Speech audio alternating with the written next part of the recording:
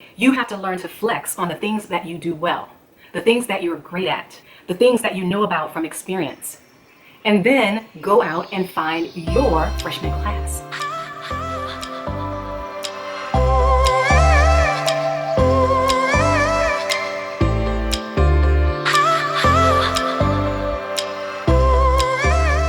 What's up, Creative Bosses? I'm Dion from thecreativefounder.com, the greatest place for content creators, coaches, and entrepreneurs who are creating new ways to solve problems. And in this video, I'm going to teach you how to create a strong brand online so that your brand shines bright and stands out among the crowd of competitors. And be sure to watch this video until the end so that you can get a free customer persona canvas. Now let's get into it. Why is it so hard to define what a brand is? Even branding professionals have a difficult time trying to describe exactly what a brand is. But here's what we know. A brand is only in someone's mind. It's a perception about you, your products, and your services. If I were to relate it to a human, it would be the soul of a person. You know, the gut feeling that you get when someone comes into contact with you or your brand. Brands care about things like being social, giving back to the community, supporting cancer research, and being sustainable to protect Mother Earth. Brands even want to be your friend, your teacher. They even want to inspire you. They want you to know that you can trust them, that they're reliable. Brands have personalities. In fact, they are given human characteristics for the purpose of humanizing them. Although a business brand is created for business and a personal brand is developed around an actual person, they both have a personality. And that personality plays a critical role in building a strong brand online and off in 2020 and beyond. Just like you are not your hair, your skin, your clothes, or the colors you decide to wear. Wait a minute. That's my song. Hey, I am not my... Stay focused. Darn creative. So sorry, I got lost in it for a moment. Just like you are not your hair, your skin, your clothes, neither is your logo, the colors you choose, or the pictures you post on Instagram your brand. They are simply expressions of your brand personality, the soul that lives within. Your logo, your colors are simply expressions of the soul, the personality, the values that your brand is built on. And creating a strong brand online in 2020 and beyond is determined by how well your brand's personality connects with its customers. So whether you're building a brand for an online store or a personal brand for a coaching business, these 9 steps that I'm going to share with you will help you to create a strong brand in 2020 and beyond so that your brand shines bright amongst the crowd. Step number 1, flex your authority. What I mean by this is if you're just starting out, you're likely suffering from imposter syndrome. You know, that fear of not adding up, that you're not smart enough. It's a chronic self-doubt, a fear of being found out that you're a fraud. A lot of people suffer from this and never start their personal brands out of fear that they don't have the credentials to start. So if you find yourself saying, I don't know enough to start. I just need to get the certificate before I can begin. I just need to finish my degree and I'll start. I just need to take one more class. And when I reach 100,000 in sales, I'll start. Or when I get 2 more years of experience, I'll start. Stop. You already have everything you need to start right now. Why?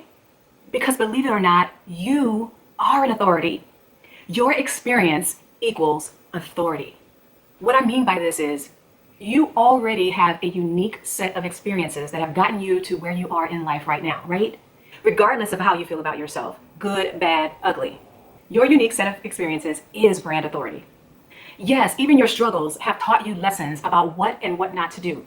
And someone can benefit from that experience. There's no one on the planet that has your unique set of experiences, and that is an asset. You simply need to take assessment of those experiences and position them in such a way that you not only see yourself as an authority, but others will also see you as an authority. You need to flex on your experiences. For example, when you graduated from freshman to sophomore in high school, you thought you were hot stuff, right? Big time sophomore on campus, right? At least that's what the incoming freshman class thought. You already had the freshman experience and can tell that incoming class a thing or two about being a freshman because you had been there and done that. You were an authority on being a freshman, right? The same thing applies here when building a business brand or personal brand online. You have to learn to flex on the things that you do well, the things that you're great at, the things that you know about from experience. And then go out and find your freshman class. They are your customers. So step 1, flex on your authority. Step 2, fill your brag bag. Your brag bag is a lot like a trophy wall or a highlight reel. It highlights all of your special skills, your talents, your accomplishments, the things that you have become great at from hobbies or any other key experiences, even from employment. Here's what you're going to do. Grab a journal and use it solely for the purpose of listing your special skills, talents, and passions, the things that you're great at. Ask others you know to tell you what they think your strengths are as well. And you're going to document all of this in that journal and collect them over time. This will not only serve as a source of inspiration for you, but you will also uncover the things that you have overcome. And perhaps you'll even find that you have an uncommon strategy to solve a problem. This will help you develop your unique selling position, USP. Yes, the thing that sets you apart from every other brand that does what you do. Down in the comments, tell me some of the things that you do really well and that sets you apart from everyone else out there. Step number 4, identify your freshman class. Is it a work from home mother who wants to be an entrepreneur? Maybe it's a millennial who is looking to quit his or her job. Or perhaps it's a plus size fashionista who wants to tone up her body. Or maybe it's all of these. You will want to do a customer persona canvas for each of these potential customer types. This is a very important step. If you don't define who this is, you'll be guessing about who you're talking to. And in any conversation, you want to know who you're talking to. Marketing is a conversation, and you'll want to pinpoint who you're speaking to and speak their language to the point that they say, how the heck did you know that about me? Whoever your customers are, the things that you want to determine are, where do they hang out on social platforms? Do they read magazines or listen to podcasts? What do they like doing? What keeps them up at night? What's their age? How do they like being talked to? What is the slang that they use? What do they care about? What do they like reading? Okay, step number 5, decide who you will serve first. Okay, looking at the personas that you created in step 4, you will want to narrow in on your target. You're going to pick one persona, the lowest hanging fruit, the one that it will be easiest to connect with. Very often you'll find that your ideal customer is a lot like you. It will be easiest to attract people who look like you and have similar experiences as you, because you can speak to their experiences or their pain points from a personal place. As much as you may want to serve everyone, you can't. No one can afford to serve everyone, even if you feel that your brand can appeal to everyone. Okay, step number 6, identify your brand's voice and personality traits.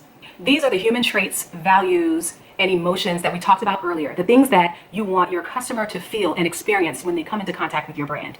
So when you assign these human characteristics to your brand, be it personal or business brand, you're going to do this with your potential customer in mind.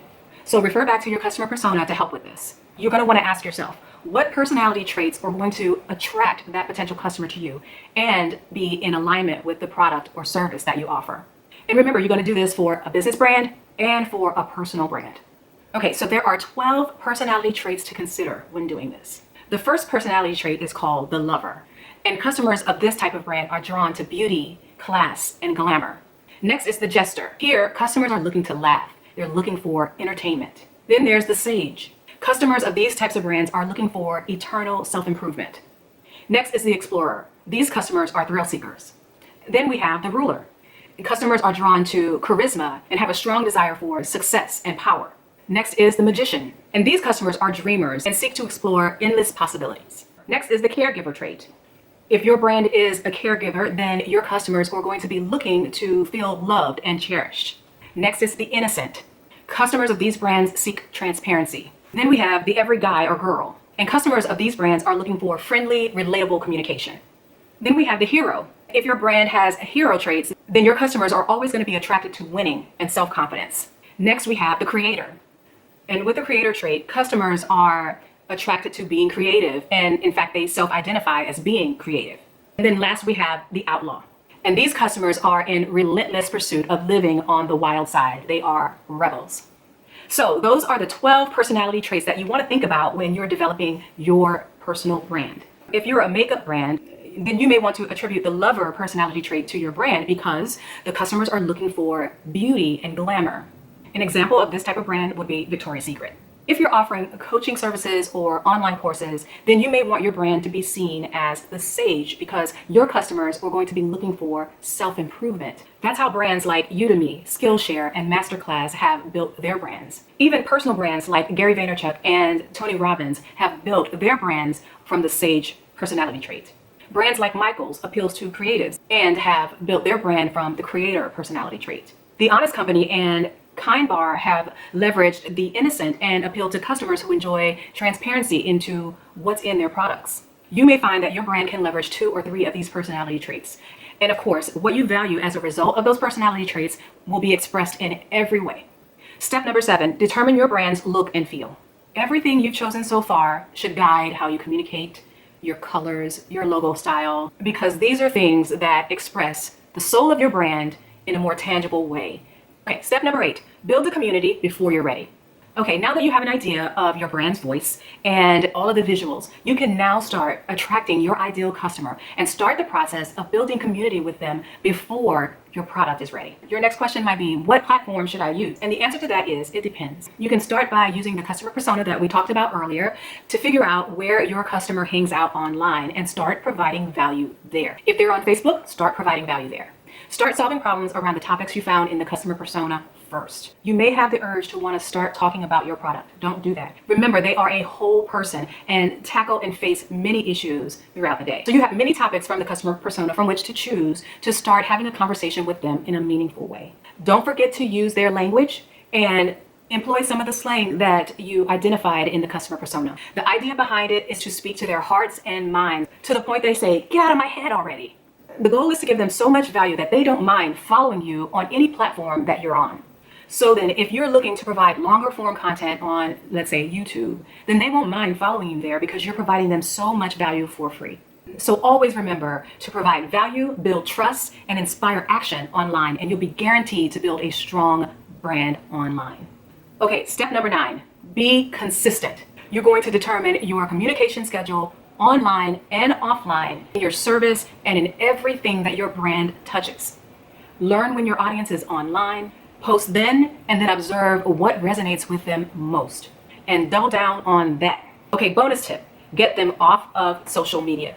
Ultimately, you'll want to get them off of social media and onto a personal email list, a list that you own, so that you have the freedom to communicate with them whenever you please, when you have new content for them to consume, and yes, when your product is ready. If you leave them on and only react with them on YouTube, Facebook, and other social media platforms, you are at the mercy of those platforms. And if you lose your account, you will lose your entire business. So your goal will always be, in building a strong brand online and offline, is bring value to the customer, build trust with the customer, inspire them to take action, and build your community off of social media.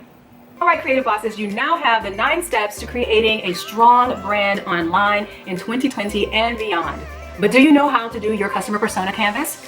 No problem. I've got a free one for you. Simply click the link in the description below and download it now. Now that you know what it takes to infuse your brand with soul and how to express all of the personality traits via your logo and your colors, if you want to accelerate your brand's growth and reach new customers at record speed, then you might want to give video a try. And you may want to check out this video here, where I show you how to grow your brand using video in 2020. If you like this video, please give it a thumbs up, share it with your fellow creative bosses, and be sure to subscribe and hit the notification bell below so you don't miss anything when I upload each week new content. Thank you so much for watching, and until next time, stay inspired. Bye!